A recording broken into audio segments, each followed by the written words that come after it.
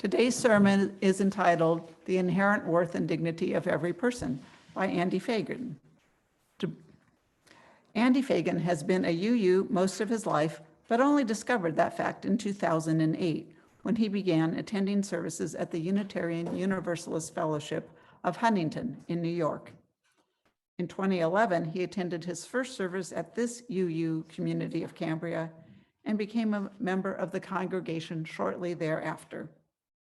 Andy currently serves as Vice President of the UUCC Board of Trustees, as the Chair of Religious Education Committee, and as a member of the Worship Committee.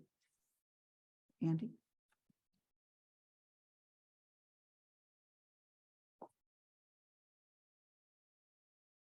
Thank you, Nancy. Thank you, Mary and Jan and Randy.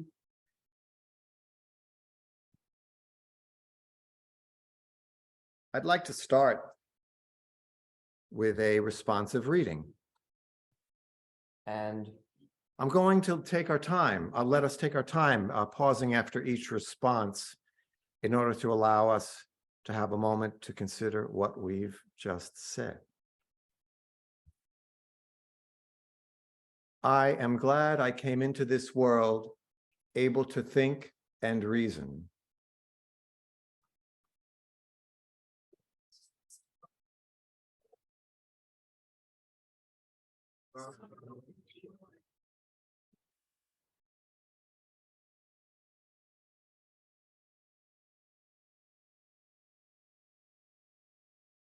I am glad I am able to heal, both physically and mentally, able to be aware, to grow, and to change.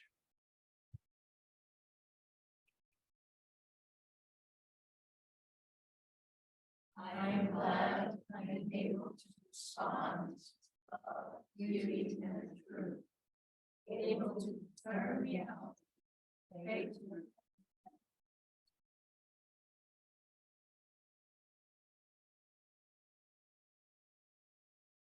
I am glad I came into this world able to feel with others, to care for others. I am glad I came into this beauty and truth.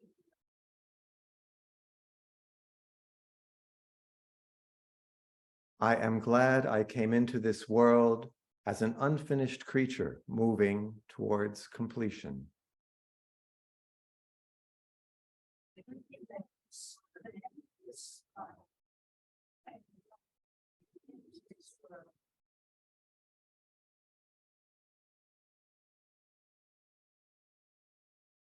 Thanks. So why am I giving this talk? We've all read and recited our first principle countless times. Well, our UU principles are meaningful and I love them, but I find myself wanting more. There must be more to Unitarian Universalism than just 7 principles. And in my search for deeper meaning and more complexity, if you will, I have found some of what that might look like. Of course, there's always books. I've bought and borrowed my share. If I borrowed one from one of you and haven't returned it, please remind me after the service. And there are the occasional talks we've had here on this podium that dig deeper. In seeking even more, I have found the Wellspring program. As Nancy read in my bio, Andy, me, has been a UU most of his life, but only discovered that fact in 2008. At practice yesterday, Jan pointed out that she says the same thing about herself. And apparently it's a common feeling amongst those of us who have discovered Unitarian Universalism midlife. My UU soul led me to this chosen faith. And this chosen faith has led me to UU Wellspring, which promises spiritual deepening for the UU soul. Their website states, UU Wellspring is a series of 10-month spiritual deepening courses for Unitarian Universalists. Group members experience deep listening and spiritual reflection in small groups, inspiring personal and community transformation. A sense of personal purpose and meaning arises from UU Wellspring's unique combination of spiritual practices, spiritual companionship, readings, and heart-opening sessions. A sustaining joy emerges while deepening commitment to making change in ourselves and our world. End quote. One of the first Wellspring assignments is to find a spiritual director or spiritual guide. This is not a requirement, but a strong suggestion in order to assure that participants get the most out of the program. The UUSDN website asks, why explore spiritual direction? Perhaps you notice an awakening of the spirit and want to explore this mystery. Perhaps prayer and meditation have been enduring practices and a deepening is desired. Perhaps you face a growing edge. Perhaps you have questions about life's purpose. End quote. I went onto the website and read the bios of a number of UUA-approved spiritual directors, made appointments to interview with several of them, and then chose one. Her name is Mary. She's a retired minister, and I've been meeting with her once a month for over 2 years by Zoom. Between the material I encounter in the Wellspring program, the sermons we hear here at UUCC, and just about everything else that touches me deeply during the course of my life, there's always plenty to talk about. And Mary helps me to sort through the crazy smorgasbord of my feelings, thoughts, and questions in an effort to make sense of it. A second assignment is to find and start doing a spiritual practice with this book as a guide. We are encouraged to choose a practice and do it every day, such as meditation, yoga, walking in the woods, journaling. We discuss our spiritual practices and how they are helping us on our personal journeys. So what does all of this have to do with the first principle? Well, I am in my 3rd year of Wellspring, which is titled Deep Questions. The curriculum provides a deeper exploration of the 7 principles, and lo and behold, we started with the first. I've always thought that in embracing the first principle, I was affirming and promoting the inherent worth and dignity of others. But we began with a focus on the inherent worth and dignity of ourselves.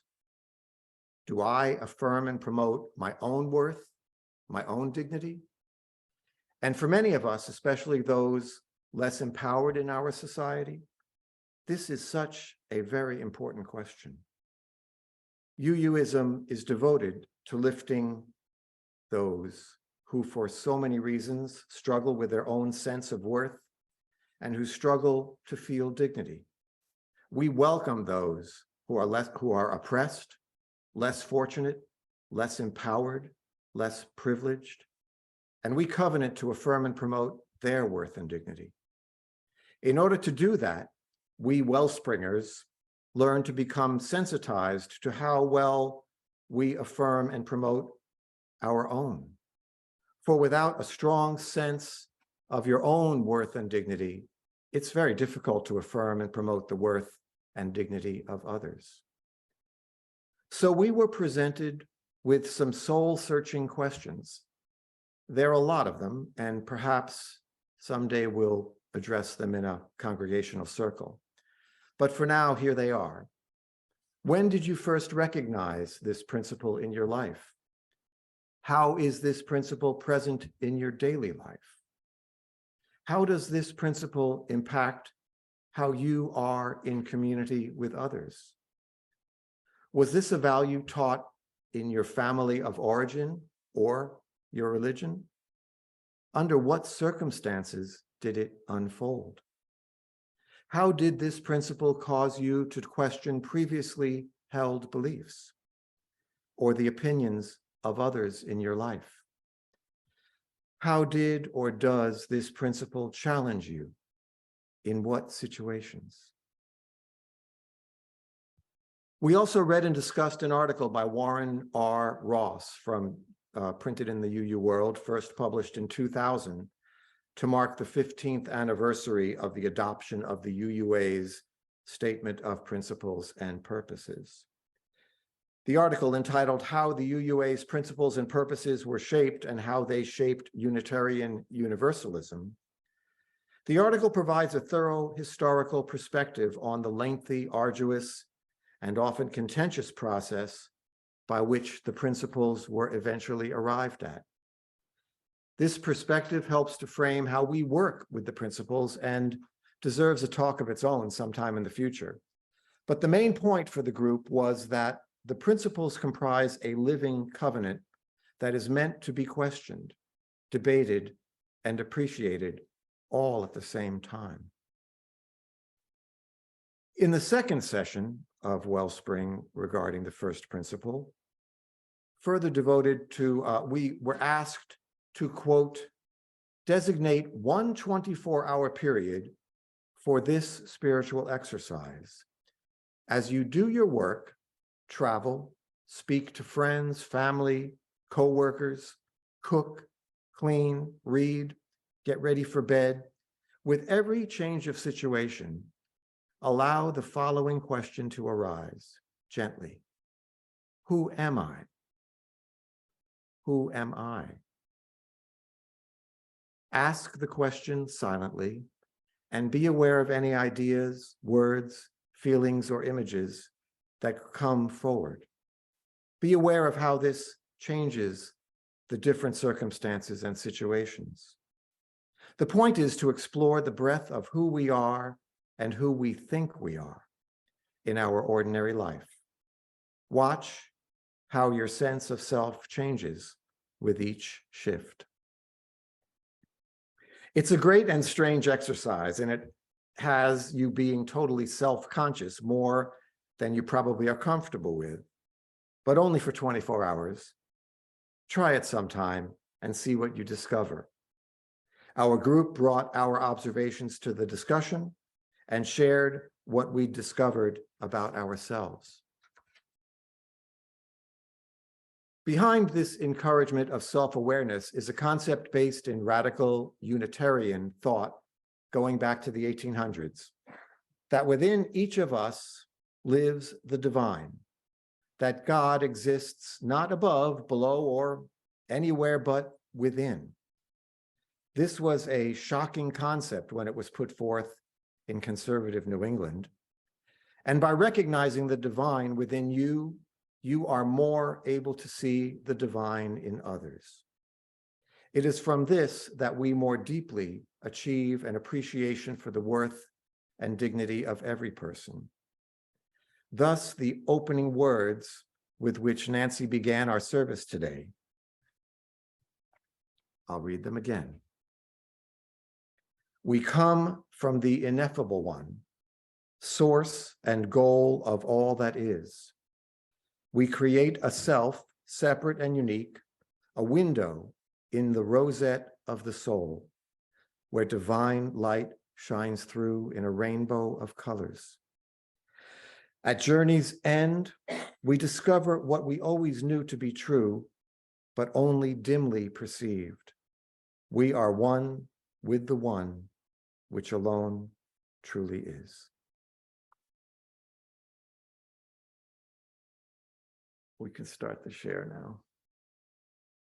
In Nothing We Do Will Be Perfect, Reverend Nancy MacDonald Ladd, UU World Spring 2019 issue, wrote, people are reimagining theological and, okay, that's one too far. There we go. People are reimagining, there we go, theological anthropology, the doctrine of human nature. And while it does not assume innate goodness on the part of human beings, it makes a few alternate assumptions. One of the most important of these assumptions is the idea that we human beings do, in fact, have a great deal of agency. We can make choices, and the choices we make, like the stories we tell, make us. If we build from this framework, human beings are not likened unto angels or demons, but created repeatedly by the exercise of our own agency and the relationships that constrain and define our lives. If it is authentically grounded in love and accountability, our relationship to the divine in the liberal church is not supposed to be simple. It demands something of us. It compels us to find new courage. Anyone who has ever been in love can profess that it is not generally so cozy a thing. Love of oneself, of one another, or of the divine is bold, heartbreaking, and more than a little scary. And going back about 200 years to the early foundation of UUism, we read from a famous sermon by the prominent Boston Unitarian minister, William Ellery Channing. The sermon was titled "Likeness to God," delivered in 1838. The language is dense, and I'm no scholar, but I read it slowly and carefully, and what I discerned is that Channing was telling his followers that when the Bible, quote, calls us to follow or imitate God, to seek accordance with or likeness to him, end quote, what it really means is that God, the divine, exists within each of us. That is what comprises our soul, and therein lies our power. He further states, quote, the soul in all its higher actions, in original thought, in the creations of genius, in the soarings of imagination, in its love of beauty and grandeur, in its aspirations for a pure and unknown joy, in the spirit of self-sacrifice, and in the enlightened devotion, the soul, each of our souls, has a character of infinity, end quote. I like to believe the infinity Channing refers to is the mystery, the divine, the infinite possibilities of our existence. He states, true religion is to thirst for the growth and invigoration of the divine principle within us. The great work of religion is to unfold the divine likeness within us, and in so doing, embody within each of us our inherent worth and dignity. So, the fundamental discovery I've made in studying the first principle is that it is firstly about each of us, each individual, each follower, each UU, that it is about me before it can be about everyone else.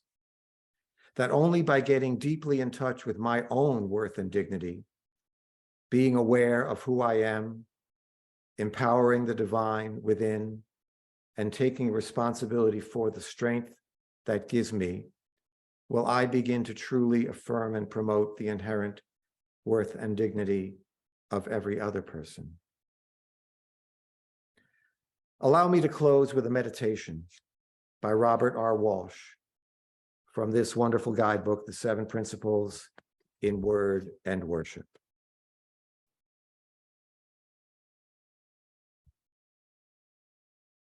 I am wondrously wrought, partly shaped by my biology, partly shaped by my culture, and partly self-shaped. I am so wonderfully fashioned that the workings of myself amaze and confuse me. I know I have the power to choose among many paths, yet most of the time I am on automatic pilot, acting out of life-examined assumptions, values, rituals, myths, appetites, and impulses. I can meet life in many ways. I can be tough-minded, I can be tender-hearted, I can move between activity and quietness. I can express my uniqueness and individuality, and I can forget myself in commitment to family and community. I can judge, I can bear witness to the good and the evil around me, and I can forgive. I can analyze, theologize, figure the world out, and I can listen to the still small voice of conscience, intuition, the Holy Spirit. All these ways of meeting life and more are part of the potential that is me. But I am afraid to move very far or very fast from the ways that have become comfortable. I seek the self-knowledge that may illuminate new possibilities in life, and I seek the courage to try them. Most of all, I pray for wholeness, for a life in which my many ways of living can be connected and filled with the meaning of holy creation. Thank you.